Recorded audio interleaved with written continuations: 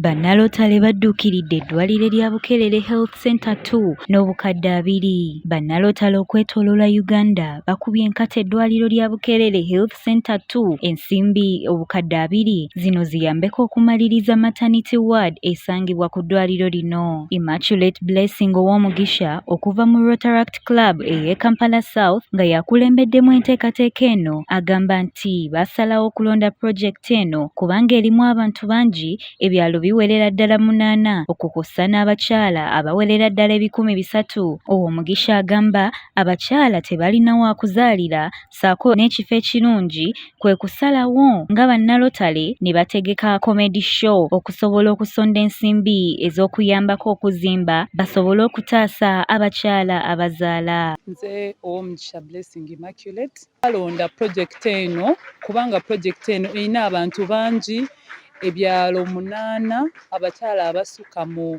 3 nga tebalina wa kuzaalira, tebalina facilities ennungi.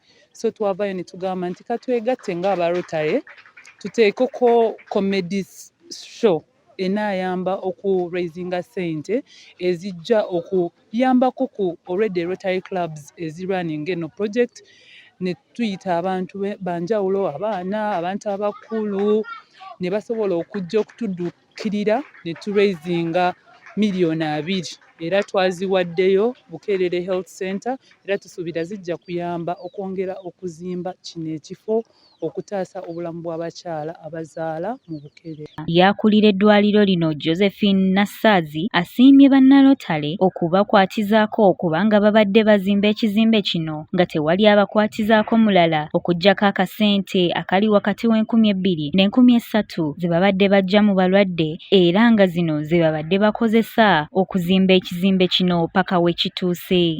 Nassaazi Josephine akulira eddwaliro wano ery'e Bukerere Health Center 2 kozzi tuli basanyufu olwa Rotary okujja otukwatizaako ku mulimu guno. Twali tuzimba maternity naye nga tetuyina buyambi bwonna bwe tufuna okuva ewalala kuleka akasente akatono ke tufiissa nga tumaze okulaba abalwadde ke tubadde tukozesa paka bwe tutuuse mu kusereka ne tuteekako amabaati then nabo ne tuggala.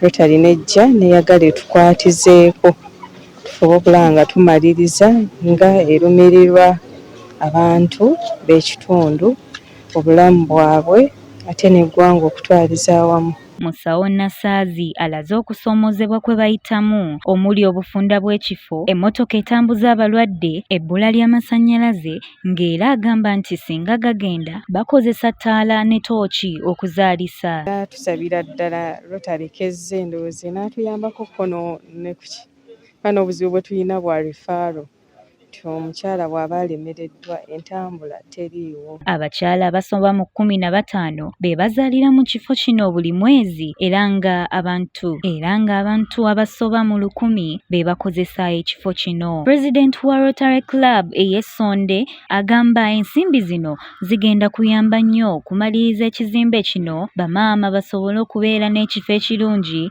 ate nga kigazi era asabye abazira kisa okuvaayo bakwatizeeko eddwaliro lino abantu basobole okugendangayo nga bafuna empeereza ennungi ate nga baagala eddwaliro lino okufuuka eddene. Ye John Ssenyonjo omuwanika w'eddwaliro lino agamba omulimu guno bazze bagukolera mu mpalo buli luvannyuma lwa myezi 4 era nga kino kiviiriddeko n'abalwadde okudduka mu kifo kino nga kino bwe kinaggwa empeereza egenda kweyongerako. Barbara Nabulya ku lwa MRU TV.